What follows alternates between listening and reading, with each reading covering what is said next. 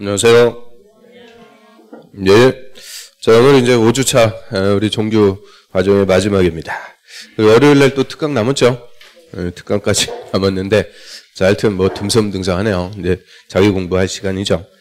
자, 5회차 시험 뭐 잘 보셨네요. 평균 66점이니까, 이렇게 마무리 하시면은 본 시험에서도 다 합격합니다. 그래서, 자, 이제 시험이 한 일주일 남았는데, 시험 뭐 1년 동안 우리 기다려 왔으니까 막 흥분되고 막 그러죠? 기다려지고. 자, 아무튼 이렇게 하던 대로 그냥 시험 보시면 돼요. 자, 1번부터 하나씩 맞춰보겠습니다. 자, 41번부터 하나씩 보죠. 국토법령상 도시군 기본계획에 관해서 틀린 것은, 자, 오늘 도시군 기본계획은 특광시군의 장기 발전 방향 제시합니다. 그래서 특광시장 군수가 수립하고요. 근데 1번. 자, 특별시장, 광역시장이 도시군 기본계획 수립하려면 지방도시계획위원회 심의를 거친 후에 관계 행정기관에 장하고 협의한다. 자, 뭐가 틀렸어요? 자, 심의를 거친 후에 협의하는 게 아니죠. 협의하고 심의. 자, 1번부터 그냥 기분 또 잡치네요. 자, 16페이지 가볼까요? 16페이지. 역시 16페이지. 자, 16페이지 맨 밑에 보시면은 도시군 기본계획은 특광시장 군수만 수립합니다. 그 중에서 특별시장하고 광역시장이 수립했을 때는 국토부 장관한테 승인받는다. 승인 자체가 없어요. 그래서 특별시장, 광역시장은 자치권이 있으니까 도시군 기본계획 수립하면 확정이다. 이렇게 얘기하고요. 그래서 수립할 때 특별시장하고 광역시장은 맨 밑에 보세요. 협의하고 심의. 항상 뭐부터 하는 거냐? 협의하고 심의. 심의가 저번 주에도 말씀드렸듯이 맨 마지막에 하는 절차. 그래서 협의, 심의, 거쳐갖고 수립. 수립했으면은 특별시장, 광역시장은 바로 공고하고 열람시켜버리게 되죠. 그래서 심의를 거친 후에 협의한다. 자, 요게 틀렸어요. 자, 그러면 2번. 자, 시도지사나 시장원수는 기초조사 내용에 토지적성 평가, 재해 취약성 분석, 토재 2개를 포함하도록 합니다. 자, 우리 토재 요거 몇 년 내에 쓰면 생략할 수 있다. 5년 내에 쓰면 뭐 또 할 필요는 없죠. 3번에 관할구역의 전부의 이 도시군 기본계획을 모두 포함하는 광역도시계획이 수립돼 있을 때는 도시군 기본계획 수립하지 않을 수 있다. 자, 여기서 키워드는 2개죠. 전부, 모두. 관할구역 전부에 이미 광역도시계획으로 장기발전망이 다 제시가 돼 있으면 똑같은 것도 할 필요는 없더라. 생략할 수 있고요. 또 이 도시군 기본계획 수립하지 않을 수 있는 예외 뭐 있어요? 수도권 아니고 광역시하고 붙어있지 않은 인구 10만 명 이하인 시군. 그래서 그런 예외가 있고요. 4번에 지역요건상 필요하면 인접시군 관할구역의 전부든 일부든 포함해갖고 도시군 기본계획 수립할 수 있다. 이렇게 인접관할구역의 전부든 일부든 포함해갖고 수립, 그거를 연계 수립한다라고 하고요. 얼마든지 연계 수립도 가능합니다. 그래서 전부냐 일부냐 이게 중요한 말이 아니고 포함해갖고 수립할 수 있다 없다. 요게 논자. 또 이번에 시장원수는 도시군 기본계획 수립하려면 도지사한테 승인받아야 되고 변경할 때도 같다. 그래서 시장하고 군수만 도지사한테 승인받습니다.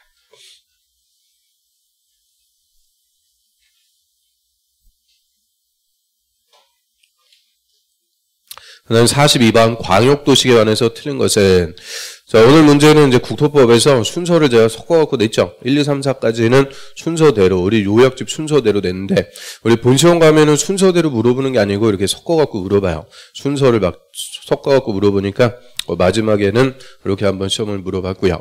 자, 광역도시계획은 광역계획권의 장기발전 방향 제시입니다. 자, 이번에 국토부 장관이 광역계획권 지원하려면 시도지사, 시장원수 의견 듣고 중앙도시계획위원회 심의도 줘야 된다. 그래서 우리 광역계획권 지원하는 절차는 의심지정, 의견 듣고 심의 거쳐갖고 지정합니다. 그리고 광역계획권의 지정권자 딱 2명. 자, 시도에 걸칠 때는 국토부 장관, 도에서는 도지사. 국토부 장관이나 도지사가 광역계획권 지정할 때는 의견 듣고 심의 거쳐갖고 지정하죠. 맞고요.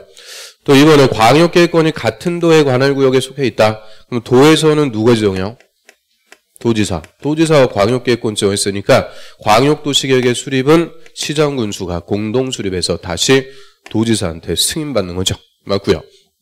근데 3번에 광역계획권 지정한 날부터 3년 내 광역도시계획 수립 안 하면 그 3년이 되는 날의 다음 날 광역계획권 지정은 해제된 걸로 본다. 저 뭐 들렸어요? 광역계획권은 실효나 해제하고는 관계가 없더라. 그래서 우리 국토법에서 실효나 해제와 관계없는 게 대표적으로 광역계획권. 그럼 광역계획권 정하고 3년 내 광역도시계획 수립해갖고 승인 신청 안 해요. 그럼 어떻게 돼요? 지정한 자가 직접 수립합니다. 그래서 지정한 자, 도에서는 도지사, 시도에 걸칠 때는 국토부 장관이 직접 광역도시계획을 수립하게 되죠. 4번에 광역도시계획을 공동 수립하는 시도지사는 그 내용에 관해서 협의가 안 되면 공동이나 단독으로 국토부 장관에게 조정을 신청할 수가 있다. 이게 또 광역도시계획에서 특이한 논점이죠. 시도에 걸칠 때는 국토부 장관이 광역계획권 지정, 광역도시계획을 시도지사가 공동 수립하는데요. 시도지사가 공동 수립 안 되면 국토부 장관에게 조정 신청할 수가 있고요. 자, 이때 요 단독 신청했을 때, 단독으로 조정 신청했다. 이게 일방 신청이라고 그러죠. 이때는 바로 조정해 준다 이러면 틀려요. 단독 신청했을 때는 재협의 권고, 재협의 권고부터 하고 안 되면 국토부 장관이 조정을 해주게 되죠. 또 국가계획과 관련된 광역도시계획 수립이 필요하면 국토부 장관이 직접 광역도시계획을 수립한다 맞고요. 그래서 국토부 장관이 직접 광역도시계획 수립하는 경우가 두 가지 있네요. 국가계획과 관련되거나 3년 내 시도지사가 승인 신청을 안 할 때, 그때는 국토부 장관이 직접 수립합니다. 광역도시계획도 5주 동안 4번을 물어봤으니까 이제 아주 지긋지긋하게 봤죠. 물론 기억은 없어요. 자, 그 다음 43번 보겠습니다. 자, 도시적 외의 지역에서 지구 단위 계획 구역 지정에 관해서 틀린 것은, 우리 비도시 지역에서는 함부로 지구 단위 계획 구역 지정에서 개발 못하죠. 비도시는 원칙 보존할 것. 그래서 이 비도시 지역에서 지구 단위 계획 구역 지정할 수 있다. 두 개 있죠. 계획관리지역과 개발진흥지구. 아주 엄격한 요건 하에 지구 단위 계획 구역 지정할 수가 있고요. 먼저 1번에 아파트 연립주택 건설 계획이 포함된다. 그 아파트도 짓고 연립주택도 짓겠다. 요거를 주거형으로 개발할 때는 주택이 지어지면은 주민들 들어와서 애들 다닐 학교도 있어야 되고 각종의 기반시설 확보해줘야 되니까 면적이 30만 이상. 그 다음에 아파트 연립주택 건설 계획이 없으면은 3만 제곱미터 이상. 그럼 30만, 3만 뭐가 원칙이라고 그랬어요? 3만 이상이 원칙. 그런데 아파트 연립주택을 짓게 되면 10배, 30만 이상. 그다음에 3번에 계획관리지역이 전체 면적의 50% 이상. 그럼 계획관리지역이 전체 50% 이상. 나머지가 있어요. 나머지 용도지역도 관리지역이어야 되죠. 나머지도 생산관리 아니면 보정관리. 그래서 4번이 틀렸죠. 나머지 용도지역은 농림지역이다가 아니고 생산관리 아니면 보전관리, 관리지역이어야 됩니다. 5번에 계획관리지역에서 주거개발진흥지구로 지정된 지역은 지구단위 계획구역으로 지정할 수 있다. 자, 여기서 뭐 물어봤어요? 개발진흥지구. 자, 이 개발진흥지구도 지구단위 계획구역 지정할 수 있죠. 근데 이 개발진흥지구는 용도지구, 일정한 용도지역에 있을 때만 지구단위 계획구역으로 지정을 해줄 수가 있고요. 우리 개발진흥지구 주, 산, 관, 목, 특 5개가 있는데 그 중에서 이 주거개발진흥지구 요거 하나라도 정리한다고 그랬죠.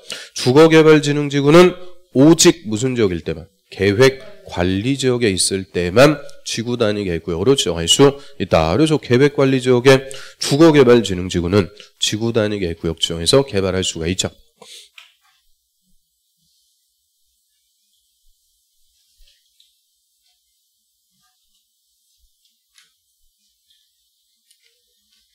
그 다음에 44번.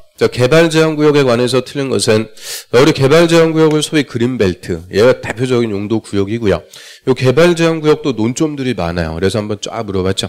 자, 이번에 국방부 장관의 요청으로 보안상 도시의 개발을 제한할 필요가 있으면 개발제한구역 지정할 수 있다. 맞아요. 그럼 우리 개발제한구역 지정하는 목적 크게 두 개입니다. 보안상, 휴전선 같은데 보안상 개발을 제한, 또 도시의 무질서한 확산 방지.